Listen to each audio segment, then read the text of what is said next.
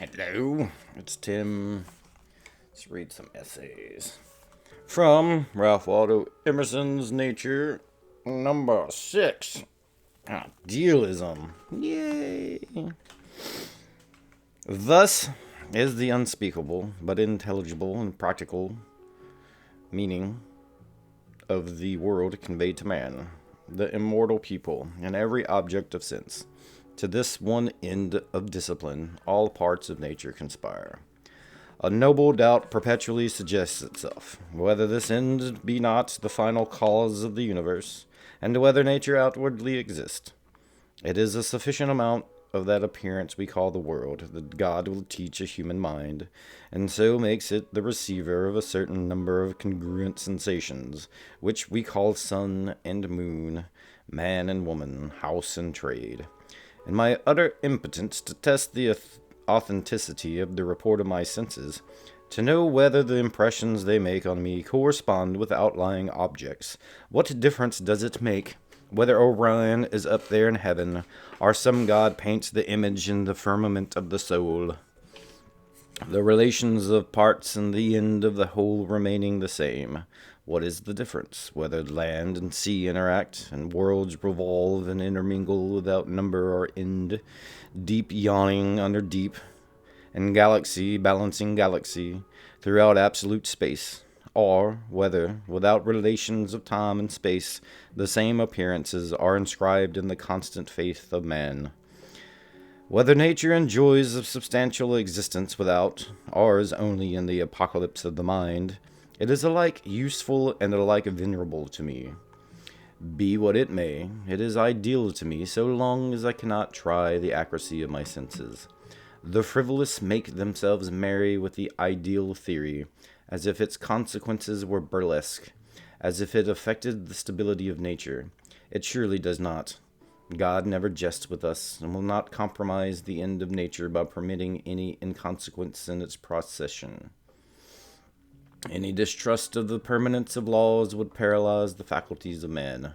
Their permanence is sacredly respected, and his faith therein is perfect. The wheels and springs of man are all set to the hypothesis of the permanence of nature. We are not built like a ship to be tossed, but like a house to stand. It is a natural consequence of the structure that so long as the active powers predominate over the reflective, we resist with indignation any hint that nature is more short-lived or mutable than spirit. The broker, the wheelwright, the carpenter, the tollman are much displeased at the intimation. But whilst we acquiesce entirely in the permanence of natural laws, the question of the absolute existence of nature still remains open. It is the uniform effect of culture on the human mind, not to shake our faith in the stability of particular phenomena, as of heat, water, azote, but to lead us to regard nature as phenomenon, not a substance, to attribute necessary existence to spirit, to esteem nature as an accident and an effect. To the senses and the unrenewed understanding belongs a sort of instinctive belief in the absolute existence of nature. In their view, man and nature are indissolubly joined. Things are ultimates, and they never look beyond their sphere. The presence of reason mars this faith. The first effect of thought tends to relax this despotism of the senses, which bonds us to nature as if we were a part of it, and shows us nature aloof, and, as it were, afloat. Until its higher agency intervened, the animal eye sees, with wonderful accuracy, sharp outlines and colored surfaces. When the eye of reason opens, its outline and surface are not at once added grace and expression. These proceed from imagination and affection, and abate somewhat of the angular distinctness of objects. If the reason be stimulated to more earnest vision, outlines and surfaces become transparent and are no longer seen. Causes and spirits are seen through them. The best moments of life are these delicious awakenings of the higher powers, and the reverential withdrawing of nature before its God. Let us proceed to indicate the effects of culture. Our first institution in the ideal philosophy is a hint from nature herself. Nature is made to conspire with spirit to emancipate us. Certain mechanical changes, a small alteration in our local position, apprizes us of a dualism. We are strangely affected by seeing the shore from a moving ship, from a balloon, or through the tints of an unusual sky. The least change in our point of view gives the whole world a pictorial air. A man who seldom rides needs only to get into a coach and traverse his own town to turn the street into a puppet show. The men, the women, talking, running, bartering, fighting, the earnest mechanic, the lounger, the beggar, the boys, the dogs, are unrealized at once, or at least wholly detached from all relation to the observer, and seen as apparent, not substantial beings. What new thoughts are suggested by seeing a face of country quite familiar in the rapid movement of the railroad car? Nay, the most wanted objects make a very slight change in the point of vision, please us most. In a camera obscura, the butcher's cart and the figure of one of our own family amuse us, so a portrait of a well-known face gratifies us. Turn the eyes upside down by looking at the landscape through your legs, and how agreeable is the picture, though you have seen it any time these 20 years. In these cases, by mechanical means is suggested the difference between the observer and the spectacle, between man and nature. Hence arises a pleasure mixed with awe. I may say, a low degree of the sublime is felt, from the fact, probably, that man is hereby apprised that whilst the world is a spectacle, something in himself is stable.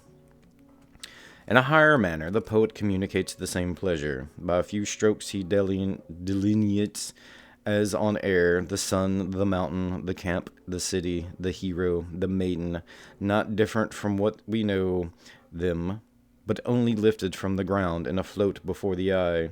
He unfixes the land and the sea, makes them revolve around the axis of his primary thought, and disposes them anew. Possessed himself by heroic passion, he uses matter as symbols of it. The sensual man conforms thoughts to things. The poet conforms things to his thoughts. The one esteems nature as rooted and fast, the other as fluid, and impresses his being thereon. To him the refractory world is ductile and flexible. He invests dust and stones with humanity, and makes them the words of the reason. The imagination may be defined to be the use which the reason makes of the material world. Shakespeare possesses the power of subordinating nature for the purpose of expression. Beyond all poets, his imperial muse tosses the creation like a bauble from hand to hand, and uses it to embody any caprice of thought that is uppermost in his mind. The remotest spaces of nature are visited, and the farthest sundered things are brought together by a subtle spiritual connection. We are made aware that magnitude of material things is relative, and all things shrink and expand to serve the passions of the poet. Thus, in his sonnets, the lays of birds, the scents and dyes of flowers, he finds to be the shadow of his beloved. Time, which keeps her from him in his chest, the suspicion she has awakened, is her ornament. The ornament of beauty is suspect, a crow which flies in heaven's sweetest air. His passion is not the fruit of chance. It swells, as he speaks, to a city or a state. No, it was builded far from accident. It suffers not in smiling pomp, nor falls under the brow of thralling discontent. It fears not policy, that heretic, that works on leashes of short-numbered hours, but all alone stands hugely politic. In the strength of his constancy, the pyramids seem to him recent and transitory. The freshness of youth and love dazzles him with its resemblance to morning. Take those lips away which so sweetly were forsworn, and those eyes, the break of day, lights that do mislead the morn. The wild beauty of this hyperbole, I may say in passing, it would not be easy to match in literature. This transfiguration which all material objects undergo through the passion of the poet, this power which he exerts to dwarf the great, to magnify the small, might be illustrated by 1,000 examples from his plays. I have before me The Tempest, and will cite only these few lines. Ariel, The strong-based promontory have I made shake, and by the spurs plucked up the pine and cedar. Prospero calls for music to soothe the frantic Alonso and his companions, a solemn air and the best comforter. To an unsettled fancy, cure thy brains, now useless, boiled within thy skull. Again, the charm dissolves apace, and as the morning steals upon the night, melting the darkness, so the rising senses begin to chase the ignorant fumes that mantle their clear reason. Their understanding begins to swell, and the approaching tide will shortly fill the reasonable shores that now lie foul and muddy. The perception of real affinities between events, that is to say, of ideal affinities, for those only are real, enables the poet thus to make free with the most imposing forms and phenomena of the world, and to assert the predominance of the soul. Number 3. Fuck, I didn't see the numbers before. Well, number 3. Whilst thus the poet animates nature with his own thoughts, he differs from the philosopher only herein, that the one proposes beauty as his main end, the other truth. But the philosopher, not less than the poet, postpones the apparent order and relations of things to the empire of thought. The problem of philosophy, according to Plato, is for all that exists conditionally to find a ground unconditioned and absolute. It proceeds on the faith that a law determines all phenomena, which, being known, the phenomena can be predicted. That law, when in the mind, is an idea. Its beauty is infinite. The true philosopher and the true poet are one, and a beauty which is true and a truth which is beauty is the aim of both. Is not the charm of one of Plato's or Aristotle's definitions strictly like that of the Antigone of Sophocles? It is, in both cases, that a spiritual life has been imparted to nature, that the solid seeming block of nature has been pervaded and dissolved by a thought, that this feeble human being has penetrated the vast masses of nature with an informing soul, and recognized itself in their harmony, that is, seized their law. In physics, when this is attained, the memory disburthens itself of its cumbrous catalogues of particulars, and carries centuries of observation in a singular formula. Thus, even in physics, the material is degraded before the spiritual. The astronomer, the geometer, rely on their irrefragable analysis, and disdain the results of observation. The sublime mark of Euler on his law of arches, this will be found contrary to all experience, yet is true, had already transferred nature into the mind, and left matter like an outcast corpse. Number 4. Intellectual science has been observed to beget invariably a doubt of the existence of matter, Turgot said. He that has never doubted the existence of matter may be assured he has no aptitude for metaphysical inquiries. It fastens the attention upon immortal necessary, uncreated natures, that is, upon ideas. And in their presence, we feel that the outward circumstance is a dream and a shade. Whilst we wait in this Olympus of gods, we think of nature as an appendix to the soul.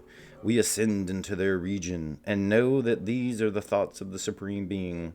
These are they who were set up from everlasting, from the beginning, or ever the earth was.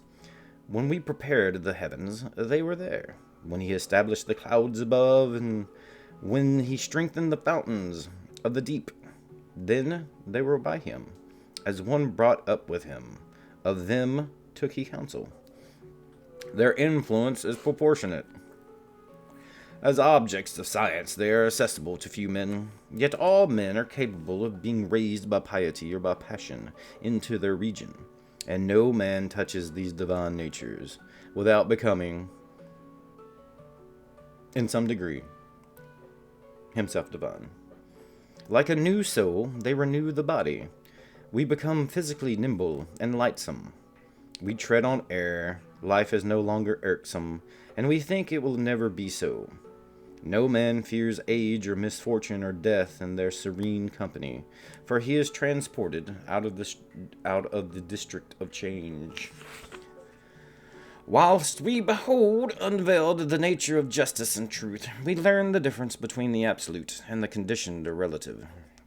We apprehend the absolute. As it were, for the first time, we exist. We become immortal, for we learn that time and space are relations of matter, that with a perception of truth are virtuous, they have no affinity. Number 5. Finally, religion and ethics, which may be fitly called the practice of ideas, or the introduction of ideas into life, have an analogous effect with all lower culture, in degrading nature and suggesting its dependence on spirit. Ethics and religion differ herein, that the one is the system of human duties commencing from man, the other from God. Religion includes the personality of God. Ethics does not. They are one to our present design. They both put nature underfoot.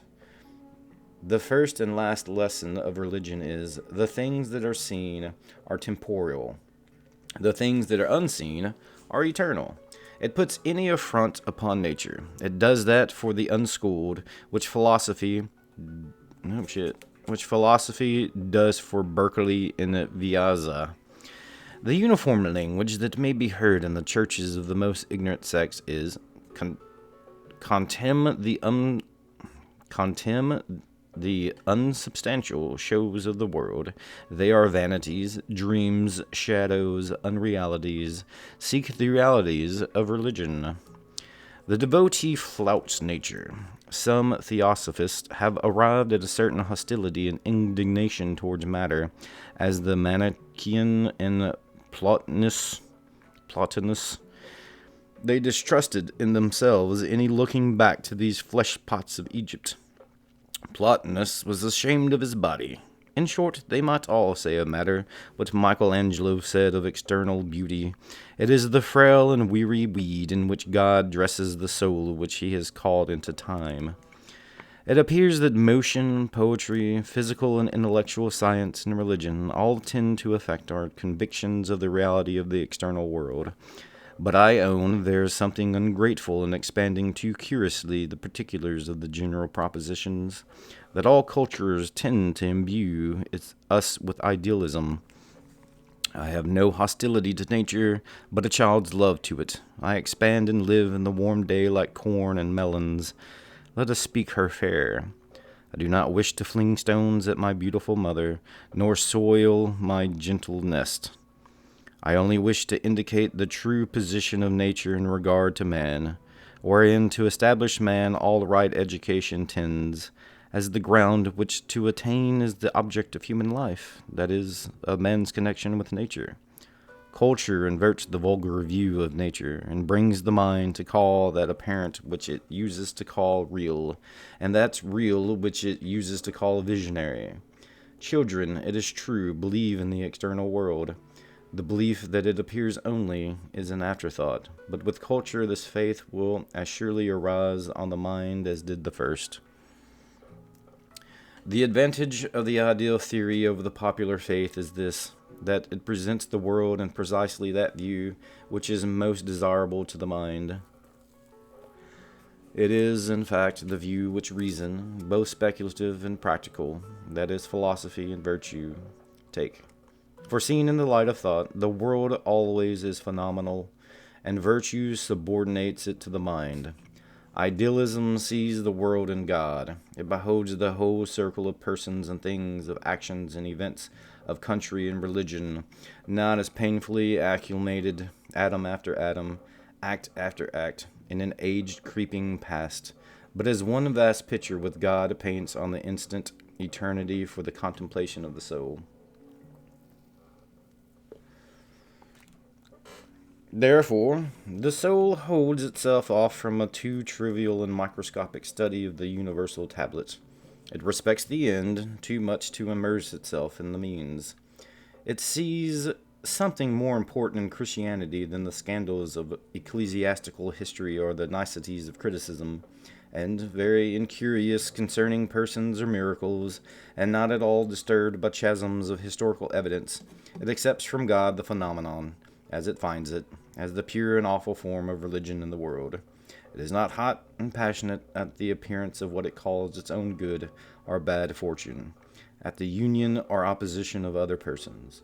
No man is its enemy. It accepts whosoever befalls as part of its lesson.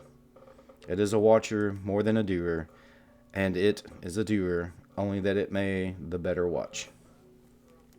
Well, wasn't that fun? See if I take that. I think we only got like 2 more in this section. Yeah, we're almost finished with nature. Yay! Only 2 more sections. Well, I hope y'all enjoyed. If y'all want me to still thinking about what I should be doing with this, I don't know. Maybe at some point go back through and we'll break them down and discuss each section as it should be. But anywho, thank you for joining. See you next time.